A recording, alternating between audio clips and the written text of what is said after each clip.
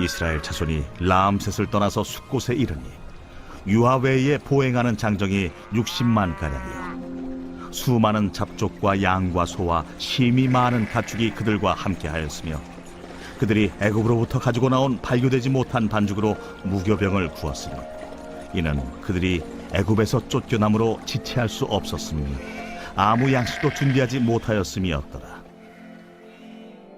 이스라엘 자손이 애굽에 거주한 지 430년이라 430년이 끝나는 그날에 여호와의 군대가 다 애굽 땅에서 나왔은즉 이 밤은 그들을 애굽 땅에서 인도하여 내심으로 말미암아 여호와 앞에 지킬 것이니 이는 여호와의 밤이라.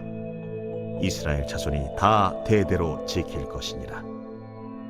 여호와께서 모세와 아론에게 이르시되 유월절 규례는 이러하니라.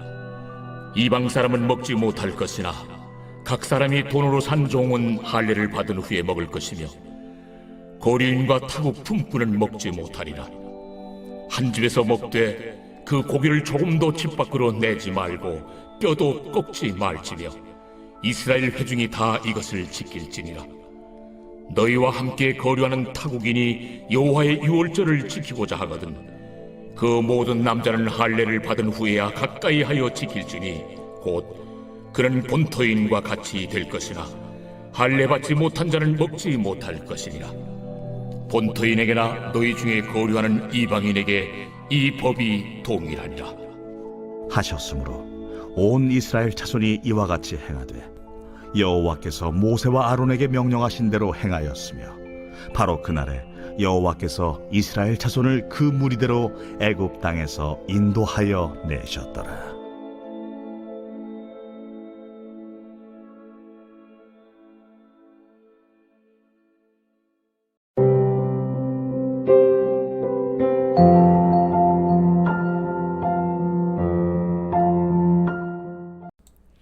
여러분 반갑습니다. 오늘도 큐티로 여는 기막힌 하루입니다. 본 말씀 출애굽기 12장 37절부터 51절의 말씀입니다. 자, 오늘 큐티 본문인 37절을 보면 이스라엘 백성들이 드디어 출애굽하여 만나게 된 곳은 약속의 땅 가나안이 아니었습니다. 그들이 라암셋을 떠나자 그들 앞에 펼쳐진 곳은 바로 숫곳, 즉 광야였습니다. 이진희 목사님이 쓰신 가나안에 거하다 라는 책에 보면 광야에 관한 이런 내용이 있습니다. 광야는 그저 통과하는 곳이 아니다. 빨리 통과한다고 좋은 곳도 아니다. 가나안에 들어가기 전에 그곳에서 살 준비를 충분히 해야 한다. 준비 없이 들어가면 반드시 실패하게 되어 있다. 다시 쫓겨날 수 있다. 우리는 누구나 광야 생활 좋아하지 않습니다. 좋아할 수가 없죠. 먹고 살 대책이 있는 것도 아니고 집을 지을 수도 있는 것도 아니고 날마다 거주지를 옮겨야 하는 그런 불안한 생활을 누가 좋아하겠습니까? 그런데 꼭 아셔야 될 것은 이 광야가 우리들에게 반드시 필요하다는 것입니다. 광야가 우리에게 너무나 소중한 장소라는 것을 알아야 합니다. 그걸 알아야 광야를 만났을 때 싫어하지 않을 수 있습니다. 광야가 주는 유익과 복이 있다는 사실을 알아야 광야를 제대로 통과할 수가 있는 것입니다.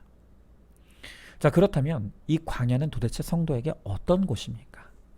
자, 먼저 첫 번째로 광야는 은혜로 사는 법을 배우는 장소입니다. 자, 오늘 39절의 말씀해 보니까 하나님께서 하도 급하게 이스라엘 백성들을 출애굽시키는 바람에 발효도 되지 못한 떡반죽 외에는 아무 양식도 준비하지 못한 채로 광야로 쫓기듯이 나왔다고 합니다.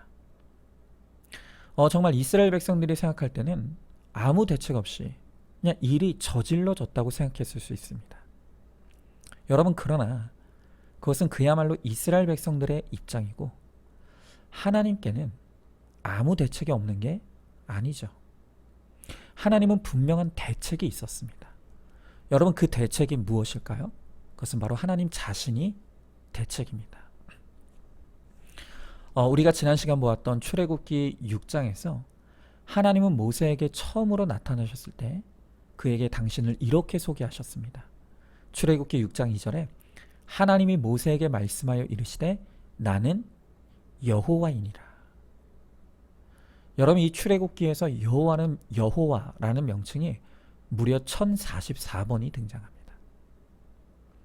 그런데 이 여호와라는 이름 뒤에 붙는 많은 수식어가 성경에 소개되어 있죠. 대표적인 것이 여호와 이레, 준비하시고 공급하신 하나님, 또 여호와 니시, 우리를 위해 싸우시는 하나님, 또 여호와 샬롬, 우리의 평강이 되시는 하나님, 또 여호와 로이, 여호와는 나의 목자. 여러분, 이러한 여호와의 이름, 그리고 그 이름에 붙는 수식어를 통해 하나님께서 우리들에게 가르쳐 주시고자 하는 것이 무엇입니까? 지금 우리가 믿는 하나님이 우리 인생의 완벽한 대책이시고 우리 인생을 책임지시는 분이시라는 것입니다. 여러분, 이 광야는요, 이렇게 나를 책임져 주시는 여호와 하나님을 가장 뚜렷하게 체험할 수 있는 장소입니다. 왜 그렇습니까? 왜냐하면 광야에는 아무것도 없기 때문입니다. 그러니까 광야에 아무것도 없으니까 먹을 게 생기면 그건 하나님이 주신 것입니다. 또 광야는 진짜 대책이 없는 곳인데 하나님이 불기둥과 구름기둥으로 덮어주시니까 사실 살기는 힘들지만 하나님을 경험하기에는 그 매일이 기적인 것입니다. 오늘 내가 광야에서 살았다면 그건 정말 하나님의 은혜인 것이죠. 여러분, 가나안 땅은요, 농사도 지을 수 있습니다. 그리고 농사한 것을 저장해 먹을 수도 있습니다. 집도 짓고 살 수 있습니다. 가나안 땅은 의식주가 해결되는 곳입니다. 그러다 보니까 그곳에서는 하나님이 계신지 안 계신지가 때로는 막연해지는 것이에요. 하나님이 꼭 공급하셔야만 먹는 게 아니니까 일단 집에 저장해 놓은 양식을 가지고 먹으니까 이게 도대체 하나님이 주신 건지 내가 농사 지어서 거둔 건지 이게 헷갈릴 때도 많은 것입니다. 여러분, 가나안 땅은요, 육신적으로는 좋은 환경이지만 그러나 영적으로 보면 하나님을 잊어버리기가 굉장히 쉬운 곳입니다. 영적으로 더 위험한 장소입니다. 그래서 하나님은 가나안 땅에 들어가기 전에 아무것도 할 수 없고 아무것도 기댈 것이 없는 아무것도 없는 광야로 보내셔서 거기서 하나님의 은혜로 먹고 사는 체험과 훈련을 철저히 시키는 것입니다. 그래서 가나안에 들어가서도 모든 것이 은혜임을 잊지 않게 하려는 것입니다. 여러분, 그래서 우리 신앙에서 가장 중요한 강권은 잊어버리지 않는 것이라고 말씀드리는 것입니다. 하나님을 기억하고 하나님을 바라보고 하나님을 의지하면 이 가나안 땅에서 하나님의 일을 엄청나게 할 수 있습니다. 그런데 문제는 하나님을 우리가 자꾸 잊어버린다는 것입니다. 하나님을 자꾸 잊어버리니까 우리가 자꾸 광야로 갈 수밖에 없습니다. 이스라엘 백성들이 광야 훈련을 받고 처음에는 가나안에서 은혜를 고백하며 감사하며 살았습니다. 그런데 시간이 지나면서 성공과 부유함을 추구하고 이방신을 섬기고 은혜를 잃어갑니다. 그러면 하나님은 여지없이 늘 다시 광야로 내쫓아서 잃어버린 은혜를 기억해내게 하는 것입니다. 여러분, 우리도 마찬가지입니다. 지금 내가 광야에 있습니까? 거기서 우리가 구해야 될 것은 바로 여호와 하나님입니다. 여호와 이레의 하나님, 여호와 니시의 하나님, 여호와 샬롬의 하나님, 여호와 로이의 하나님. 그 하나님을 구하고 소망할 때 비로소 광야에서 나를 책임지시고 살게 하시는 그 뚜렷한 은혜를 반드시 누리게 될 것입니다. 광야는 하나님이 나에게 은혜로 사는 법을 배우라고 주신 훈련 장소이기 때문입니다. 자, 한번 질문해 봅니다. 내 인생에 지금 숲곳 광야에 있다고 생각하십니까? 그곳이 내가 죽고 망할 곳이 아니라 은혜를 체험할 수 있는 최고의 장소라는 것을 알고 있습니까? 하나님 한 분만 바라며 은혜를 구하시기 바랍니다. 자, 두 번째로 광야는 하나님에 대한 순종을 배우는 장소입니다. 자, 오늘 40절에 보니까 이스라엘 백성들이 애굽에 거주한 지 430년이라고 했습니다. 그들이 430년을 애굽에서 살았다는 것은 다시 말하면 430년을 애굽에 종살이 했다는 것을 의미하죠. 그들은 400년이 넘는 시간 동안 애굽 왕이 종이 되어서 애굽 왕의 명령에 순종하는 삶을 살았습니다. 자, 그런데 41절에 보니까 이제 출애굽한 이스라엘 백성들을 향해 뭐라고 하냐면 그들이 하나님의 군대라고 합니다. 여러분, 왜 갑자기 성경은 출애굽 백성들을 일컬어서 하나님의 군대라고 합니까? 자, 여러분, 군인에게 가장 중요한 덕목이 뭐죠? 군인에게 가장 중요한 덕목은 바로 복종입니다. 군인에게는 복종만 있을 뿐입니다. 항명은 죽음입니다. 여러분, 그런데 하나님께서 이스라엘 백성들에게 여호와의 군대다라고 하는 것이 무슨 의미겠습니까? 그것은 이제껏 430년을 애굽의 노예가 되어서 애굽의 종로를 타던 이스라엘 백성이었지만 이제부터는 하나님의 통치를 받고 하나님의 명령을 따르는 하나님의 백성이 되게 하시겠다. 바로 이 선언인 것입니다. 여러분, 광야는 내 힘과 방법이 통하지 않는 곳입니다. 광야는 하나님이 살려주셔야 살 수 있는 곳입니다. 그래서 하나님은 광야를 통해 이제껏 내 힘과 내 능력, 내 방법과 수단을 의지하며 살았던 그 인생에서 이제는 하나님의 뜻에 순종하고 또 하나님의 뜻대로 따라가는 하나님의 백성으로 훈련받는 장소가 바로 광야인 것입니다. 여러분, 그래서 우리가 광야에 있을 때 하지 말아야 될 기도가 있습니다. 우리가 광야에서 흔히 가장 많이 하는 기도는 하나님, 이 광야 좀 빨리 끝나게 해달라고, 이 어려움이 빨리 지나가게 해달라고, 좀 편한 날이 오게 해주시고 좀 마음껏 살 수 있는 그런 풍요한 때가 오게 해달라고. 우리는 광야의 때 그렇게 기도합니다. 여러분, 그러나 그렇게 기도해서는 광야는 지나가지 않습니다. 민수기 14장 8절에 보면 광야를 지나서 가나안으로 가는 가장 빠른 길을 가르쳐주고 있습니다. 자, 민수기 14장 8절을 제가 읽어보겠습니다. 여호와께서 우리를 기뻐하시면 우리를 그 땅으로 인도하여 들이시고 그 땅을 우리에게 주시리라. 자, 여기서 우리가 어떻게 하면 광야를 빨리 지나갈 수 있다고 하십니까? 여호와께서 기뻐하시면요. 광야를 지내는 동안 뭐 소리 질러 가면서 빨리 지나가게 해달라고, 이 어려움이 빨리 사라지게 해달라고, 이제는 좀 편한 날이 오게 해달라고 그렇게 100일, 1000일, 천야 기도하고 소리 지르고 금식 기도한다고 해서 광야를 통과하는 게 아닙니다. 광야 기간 동안 하나님이 기뻐하시도록 말하고 하나님이 기뻐하시도록 행동하고 살면 마침내 광야를 통과하여 가나안에 들어가게 된다는 것입니다. 그가 겪는 모든 일 속에 그 말 한마디라도 하나님이 기뻐하시는 뜻대로 말하면 하나님이 우리에게 넌 어쩌면 그렇게 말이라도 나를 기쁘게 하냐? 너는 어떻게 생각이 나를 그렇게 기쁘게 하냐? 너는 어떻게 그렇게 하는 행동이 나를 기쁘게 하냐? 그렇게 하나님이 우리를 칭찬해 주신다는 것입니다. 하나님을 기쁘시게 하는 것, 그게 바로 광야의 핵심입니다. 여러분, 우리가 하나님이 기뻐하시는 것이 무엇인지를 알아야 하는데 그러려면 큐티해야 합니다. 바로 이 하나님의 말씀 속에 하나님이 기뻐하시는 것이 무엇인지가 다 담겨 있습니다.